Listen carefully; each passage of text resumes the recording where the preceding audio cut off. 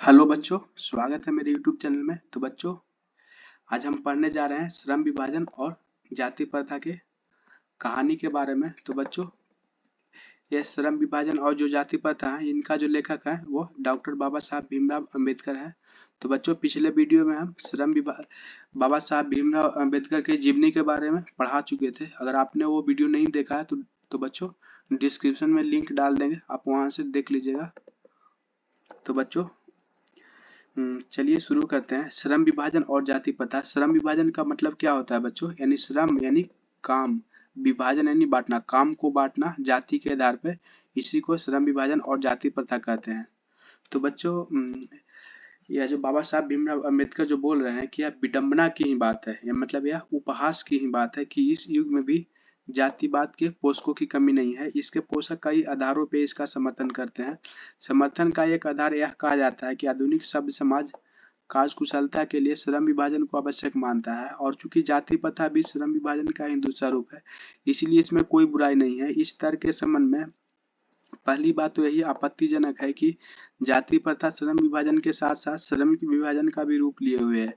श्रम विभाजन निश्चय ही सभ्य समाज की आवश्यकता है, परंतु किसी भी सभ्य समाज में श्रम विभाजन की व्यवस्था श्रमिकों के विभिन्न वर्गों में अस्वाभाविक विभाजन नहीं करती। भारत की जाति प्रथा एक और विशेषता यह है कि श्रमिकों का अस्वाभाविक विभाजन ही नहीं करती, बल्कि विभाजित वर्गों को एक दूसरे की अपेक्षा ऊंच नीच भी करार देती है, जो कि विश्व के किसी भी समाज में नहीं पाया जाता है। यानी कि बच्चों, यह जो जाति, इसमें कुछ कुछ पॉइंट आपको समझने की जरूरत है। जैसे जातिवाद के पोषकों, यह किसे कहा गया है? तो बच्चों, यह जो जातिवाद के पोषक है वह जो श्रम विभाजन को मतलब कार्य कुशलता के लिए सही बतलाते हैं। जैसे बच्चों, हम लोग कोई एग्जाम्पल लेते हैं, जैसे कोई डोम जाति का लोग है, तो वो क्या करेंगे? उनका काम क्या है? वो नाला साफ करेंगे। तो बच्चों, अगर सब सोचेगा कि हम लोग बड़ा बड़ा काम करेंगे, तो यह छोटा काम कौन करेगा? तो इसलिए जो जातिवाद के पोषक है इसको सही बतलाते हैं कि अगर चाहते हो कि समाज में काम कुशल पूर्वक हो, तो यह जो श्रम विभाजन है वह सही है। तो बच्चों, चलिए ठीक है, यहाँ तक तो ठीक है कि आपने जाति के आधार पे काम को बांट दिया, लेकिन आप ये क्या किए? जाति के आधार पे क्या किए? ऊंच नीच में भी भेदभाव कर दिए। तो बच्चों, जैसे जैसे मान लिया कि कोई राजपूत जाति का लोग है और कोई पासवान जाति के लोग है, तो राजपूत जाति के लोग क्या सोचेंगे कि हम तो ऊंचा जाति के लोग हैं भैया, हम लोग तो खटिया पे बैठेंगे, तुम तो पासवान जाति के लोग हो, तुम छोटा जाति के लोग हो, तुम हमारे सामने क्या करो, नीचे बैठो। तो बच्चों, मैं तो भैया क्या हूँ? मैं तो भैया ब्राह्मण हूँ, पंडित हूँ, मैं तो ऊंचा जाति के लोग हूँ, और तुम चमार हो, छोटा जाति के लोग हो। तो भाई, तो दोस्तों, यह जाति के आधार पे काम को बांटा ही, लेकिन यह जाति के आधार पे ऊंच नीच में भी क्या किया? ऊंच नीच भी कर दिया जाति के आधार पे। तो जिसको बाबा साहब भीमराव अंबेडकर है, बिल्कुल उसको गलत बतलाते हैं। जाति प्रथा को यदि श्रम विभाजन मान लिया जाए तो यह स्वाभाविक विभाजन नहीं है, क्योंकि यह मनुष्य की रुचि पर आधारित नहीं है। तो प्यारे बच्चों, यह बाबा साहब भीमराव अंबेडकर जो बोल रहे हैं कि यह जो है क्या है, किसी के रुचि पर आधारित नहीं है। कुशल व्यक्ति या सक्षम श्रमिक समाज का निर्माण करने के लिए यह आवश्यक है कि हम व्यक्तियों की क्षमता इस सीमा तक विकसित करें जिससे वह अपना पेशा या कार्य का चुनाव स्वयं कर सके। इस सिद्धांत के विपरीत जाति प्रथा को दूसरी सिद्धांत यह है कि इससे मनुष्य के प्रशिक्षण अथवा उसकी निजी क्षमता का विचार किए बिना दूसरे ही दृष्टिकोण, जैसे माता पिता के सामाजिक स्तर के अनुसार पहले से ही अर्थात गर्भधारण के समय ही मनुष्य का पेशा निर्धारित कर दिया जाता है। तो बच्चों, गर्भधारण का मतलब होता है गर्भ में ही क्या करना, काम को तय कर देना, गर्भधारण करते हैं।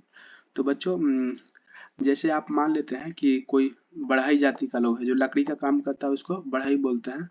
तो बच्चों, अगर बढ़ई है, अगर उसका बेटा चाहेगा कि अगर उसका बढ़ई है तो उसका बेटा भी क्या होगा? उसका बेटा भी बढ़ई ही बनेगा।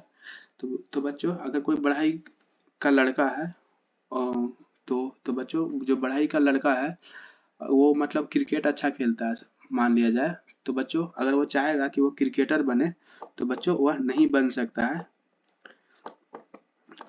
तो बच्चों, जैसे कोई लोहार जाति का लोग हो गए, तो अगर लोहार का कोई बच्चा है, अगर वो मान लिए कि वह डांस बहुत अच्छा करता है, वो मतलब डांस बहुत अच्छा करता है, अगर वो चाहेगा कि कोई वह मतलब वो डांसर बने तो बच्चों नहीं बन सकता है, क्योंकि उसका जो है मनुष्य का पेशा जो है जाति के आधार पे क्या किया जाता है, निर्धारित कर दिया जाता है।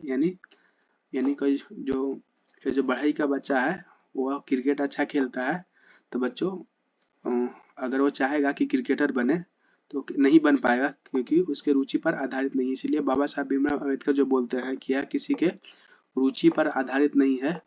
और बाबा साहब भीमराव अम्बेडकर जो बोल रहे हैं कि कोई भी मनुष्य का जो जन्म हुआ है तो कम से कम उसको इतना तो आज़ादी होना चाहिए कि वह अपना काम को क्या करे, काम स्वयं चूज कर सके। तो बच्चों जाति प्रथा पेशे का दोषपूर्ण पूर्व निर्धारण ही नहीं करती, बल्कि मनुष्य को जीवन भर के लिए एक पेशे में भी बांध देती है। भले ही पेशा अनुपयुक्त या अपर्याप्त होने के कारण वह भूखे मर जाए। आधुनिक युग में भी यह स्थिति प्राय आती है, क्योंकि उद्योग धंधों की प्रक्रिया व तकनीक में निरंतर विकास और कभी कभी अकस्मात परिवर्तन हो जाता है, जिसके कारण मनुष्य को अपना पेशा बदलने की आवश्यकता पड़ सकती है। यदि प्रतिकूल परिस्थितियों में भी मनुष्य को अपना पेशा बदलने की स्वतंत्रता न हो, इसके लिए भूखों मरने के अलावा क्या चारा रह जाता है। हिंदू धर्म की जाति प्रथा किसी भी व्यक्ति को ऐसा पेशा चुनने की अनुमति नहीं देती। यानी कि बच्चों इसमें जो बाबा साहब भीमराव अम्बेडकर बोलते हैं, जैसे आपको एक एग्जाम्पल हम लेते हैं कि जैसे कोई चमार जाति का लोग है, ठीक है, तो अगर वो चाहेगा कि कोई कोई दूसरा काम करे तो वह नहीं कर सकता है, चाहे वह भूखे मर जाए। इसलिए जो बोल रहे हैं बाबा साहब भीमराव अम्बेडकर कि व्यक्ति को ऐसा पेशा चुनने की क्या करते हैं, अनुमति नहीं देते हैं जो उसका पैतृक पेशा न हो, मतलब जो उसका पेशा न हो, भले ही वह उसमें परंपरागत हो। इस प्रकार पेशा परिवर्तन की अनुमति न देकर जाति प्रथा भारत में बेरोजगारी का एक प्रमुख व प्रत्यक्ष कारण बनी हुई है। इस प्रकार हम देखते हैं कि श्रम विभाजन की दृष्टि से भी जाति प्रथा गंभीर दोषों से युक्त है। जाति प्रथा का श्रम विभाजन मनुष्य की स्वेच्छा पर निर्भर नहीं करती, मनुष्य की व्यक्तिगत भावना तथा व्यक्तिगत रुचि का इसमें कोई स्थान अथवा महत्व नहीं रहता। इस आधार पर हमें यह स्वीकार करना पड़ेगा कि आज के उद्योगों में गरीबी और उत्पीड़न इतनी बड़ी समस्या नहीं है जितनी यह कि बहुत से लोग निर्धारित कार्य को अरुचि के साथ केवल विवश करते हैं। ऐसी स्थिति स्वभावतः मनुष्य को दुर्भावना से ग्रस्त रहकर टालू भाव से काम करने और काम कराने के लिए प्रेरित करती है। ऐसी स्थिति में जहां काम करने वालों को दिल न लगता है न दिमाग, कोई कुशलता कैसे प्राप्त की जा सकती है। अतः यह निर्विवाद रूप से सिद्ध है कि आर्थिक पहलू से भी जाति प्रथा हानिकारक प्रथा है, क्योंकि यह मनुष्य की स्वाभाविक प्रेरणा, रुचि व आत्म शक्ति को दबाकर उन्हें अस्वाभाविक नियमों में जकड़ कर निष्क्रिय बना देती है। यानी कि बच्चों आपको यहाँ पे कुछ समझने की जरूरत है। जैसे यह टालू भाव से काम करने का मतलब क्या हुआ, जैसे बच्चों कोई हम आपको बतलाएं कि कोई जैसे बढ़ई जाति का लोग है, बढ़ई का बेटा क्या है, बढ़ई ही बनेगा। जो बढ़ई उसको बोलते हैं जो लकड़ी का काम करता है। अगर मान ली कि कोई बढ़ई का बेटा है, वह क्रिकेट बहुत अच्छा खेलता है, ठीक है, क्रिकेट बहुत अच्छा खेलता है, लेकिन वह जाति के आधार पे क्या बनेगा, वो क्रिकेटर नहीं बन सकता है। तो वह जिंदगी भर काम को क्या करेगा, वो सही ढंग से कर पाएगा, वो काम को क्या करेगा, टालू भाव से काम करेगा। यानी उसका जो काम है उसके इच्छा पर निर्भर नहीं रहता है। तो बच्चों जैसे कोई लोहार है, तो यानी जो लोहा का काम करता है, उसका बेटा मान ली कि डांस बहुत अच्छा करता है, तो बच्चों तो क्या वह डांसर बन सकता है, नहीं ना बन सकता है। यानी वो अपने स्वेच्छा के अनुसार, अपने इच्छा के अनुसार काम को नहीं कर सकता है। वह जिंदगी भर क्या करेगा, काम को टालू भाव से करेगा। इसलिए बाबा साहब भीमराव अम्बेडकर जो है श्रम विभाजन और जाति प्रथा के क्या थे, इसका एकदम खिलाफ थे। तो बच्चों इसमें जो बाबा साहब भीमराव अम्बेडकर बोल रहे हैं कि अब मैं समस्या के रचनात्मक पहलू को लेता हूँ। मेरे द्वारा जाति प्रथा की आलोचना सुनकर आप लोग मुझसे यह प्रश्न पूछना चाहेंगे, यदि मैं जातियों के विरुद्ध हूँ तो फिर मेरी दृष्टि में आदर्श समाज क्या है। यानी प्यारे बच्चों, इसमें बाबा साहब भीमराव अम्बेडकर बोल रहे हैं कि आपको लग रहा होगा कि मैं जातियों के क्या हूँ, विरुद्ध हूँ, तो मेरे दृष्टि में क्या है, आदर्श समाज क्या है। तो मेरा उत्तर होगा, यानी बाबा साहब भीमराव अम्बेडकर बोल रहे हैं कि मेरा आदर्श समाज स्वतंत्रता यानी आजादी, समता यानी बराबरी, भातृत्व यानी कि भाईचारा, पर आधारित होगा। क्या यह ठीक नहीं है? भातृत्व अथवा भाईचारे में किसी को क्या आपत्ति हो सकती है? तो बच्चों हाँ, इसमें सही है। यानी भाईचारे में किसको क्या आपत्ति हो सकती है? इसमें इतनी गतिशील होनी चाहिए जिसमें इसमें कोई भी वंचित परिवर्तन समाज के एक छोर से दूसरे छोर तक संचालित हो सके। ऐसे समाज के बहुविध हितों में सबका भाग होना चाहिए अथवा सबको उनकी रक्षा के प्रति सजग रहना चाहिए।